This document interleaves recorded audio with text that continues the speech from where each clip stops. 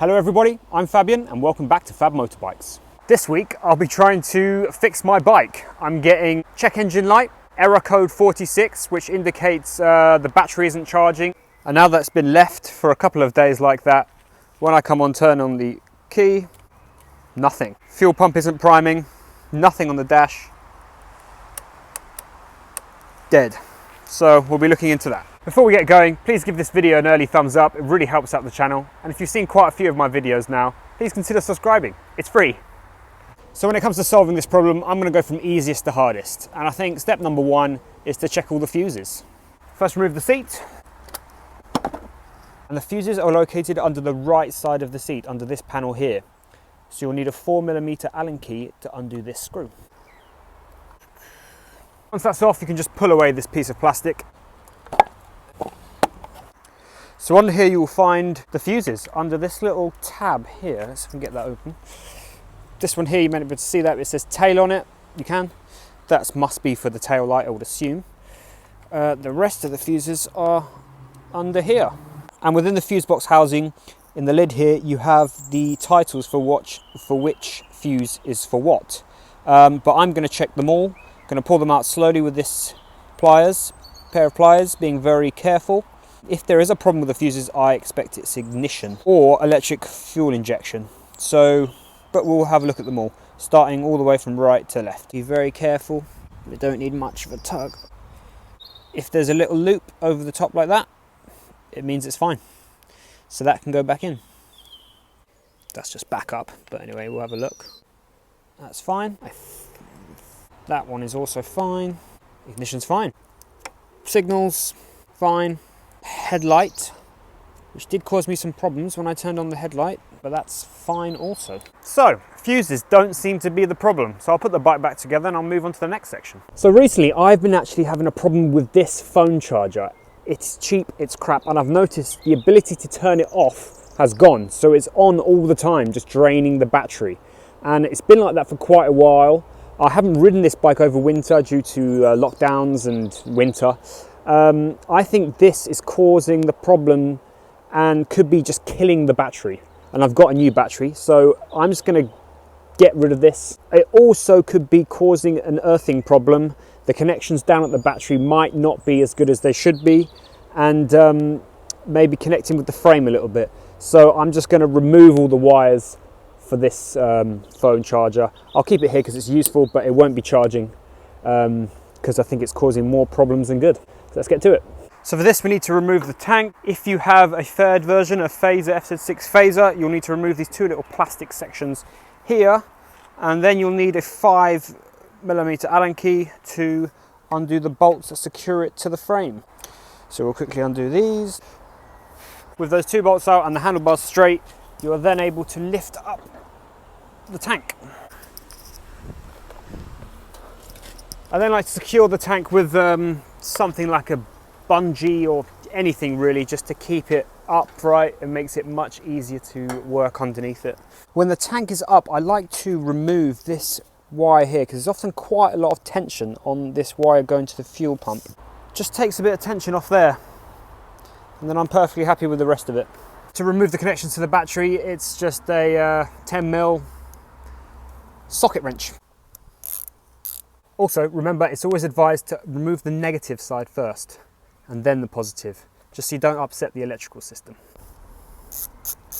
So I've now removed the wire that leads to the charger that's connected to the electrical system. I really highly doubt that's going to make that much difference because it seemed okay, but at least it wouldn't be draining the battery anymore. I'll give it a go, see if it's made any difference, but it may be the case of charging up the battery next or replacing it. So here we go, another test. Key in. Nothing happening. Okay.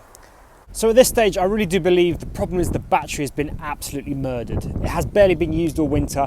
The phone charger has been draining it 24/7, and I think it's just a cell or number of cells within the battery have just died. So instead of charging up, I've decided just to go with another one. So I have bought one of these very popular now Motorbikes batteries. I thought about going with the lithium-ion batteries, but The expense didn't make sense to me. It's still relatively sort of new technology, and apparently they don't work so well in colder weather. I don't know.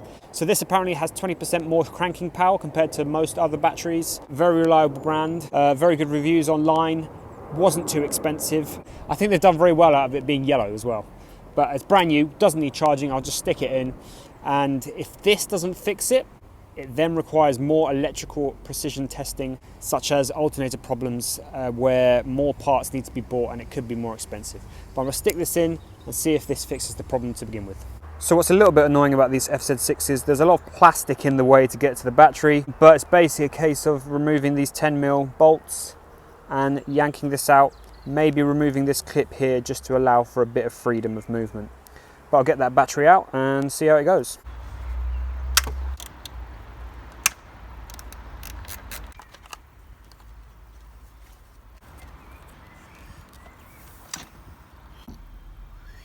So that's out with the old and in with the new.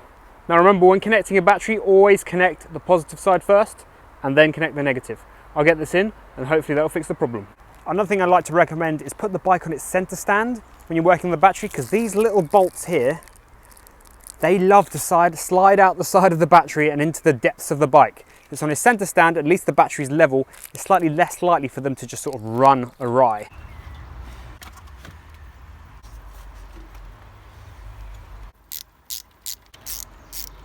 So that's the new battery in. I'm going to start her up and see if anything has happened. Here we go.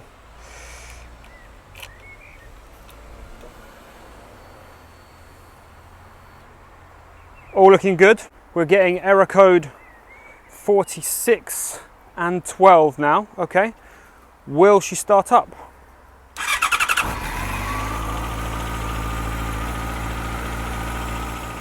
Hopefully you can hear me. So a good strong start up. Seems okay. The error codes have gone. Check engine light, no longer there. So I'll let her warm up a bit and then I'll run a few more checks. Maybe even take her for a ride. So I've been running the bike for a while now and all seems really, really well. No fault codes. Initially, fault code 46 and 12 popped up, so I'll look into that. But after it was started up, no fault codes whatsoever, perfectly fine. Ran all the lights, full beam, low beam, etc. Perfectly fine. On the startup, actually, the fuel pump priming noise sounded very strong. On startup, it was instant, new battery, so that makes sense. Seems completely fine, so that may have fixed it. I'm going to take it for a bit of a spin now. Hopefully I don't, break down halfway. I think when you have engine cutting out, fault code 46, and check engine lights, more than likely it's going to be your battery is knackered. Now I think that battery honestly could have potentially been 7-8 years old and it just crapped out on me mid-ride. So that's what you need to do, get a new battery. So that's it for today. Thank you ever so much for watching. I'll keep you updated in a subsequent video if I break down on this ride coming up. But please subscribe, please hit that like button, and plenty more videos to come. Thank you very much for watching. See you later. So I just went out for that ride on the bike I was talking about and it all seems completely fine.